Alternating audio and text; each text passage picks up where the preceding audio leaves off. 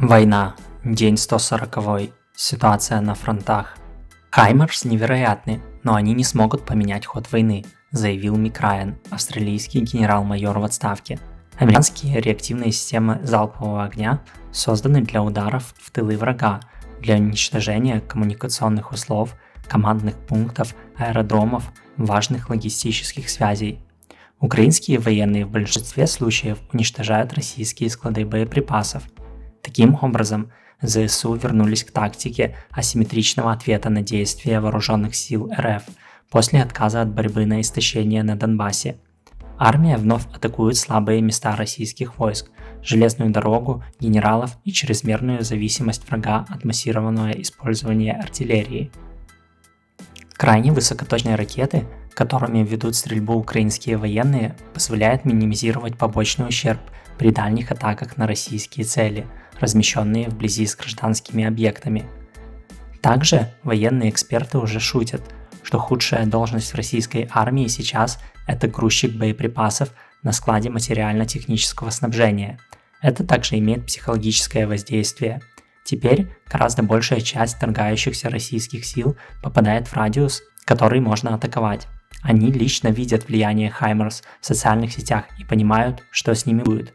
ЗСУ могут теперь наносить удары, которые ранее были недоступны из российских систем ПВО.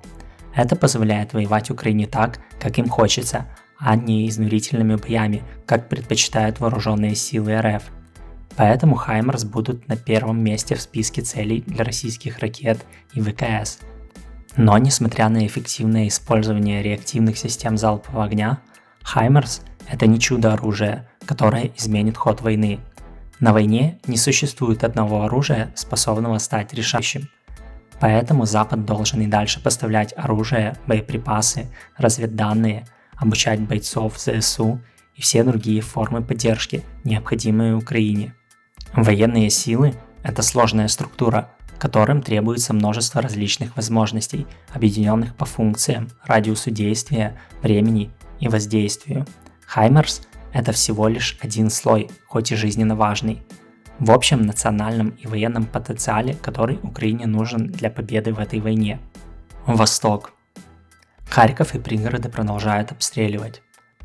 Южнее, в районе Изюма, бои за Долину, Краснополье и Богородичное продолжаются. Также сообщается о боях за Долгенькое, которое сейчас контролируют россияне, что может свидетельствовать о контрнаступательных действиях ЗСУ. Краматорск, Славянск и Бахмут сильно обстреливают. Количество жертв среди мирного населения в Часовом Яру в результате российского ракетного удара по жилому дому выросло до 46 человек. Далее бои за Верхнекаменское, Спорное и вдоль трассы Т-1302.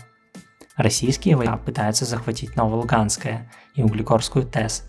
Тут ситуация у ЗСУ самая сложная, так как они находятся в мешке. В Донецке и Луганске продолжаются взрываться склады боеприпасов. По некоторым данным, в Луганске были поражены комплексы точки У и ракеты к ним. На южном фланге бои продолжаются, но информации о изменении линии фронта нет. Юг. Появляется все больше снимков результата мощного взрыва в Новой Каховке, где взорвался склад с боеприпасами. Также сообщается о очередных взрывах в Чернобаевке. Несмотря на анонсированное освобождение Юга, новой информации о продвижении на сегодня нет. Как-то просмотры в последнее время начали падать, видимо, интерес уходит, но все же прошу вас поддерживать видео лайками, подписками, комментариями. Буду благодарен.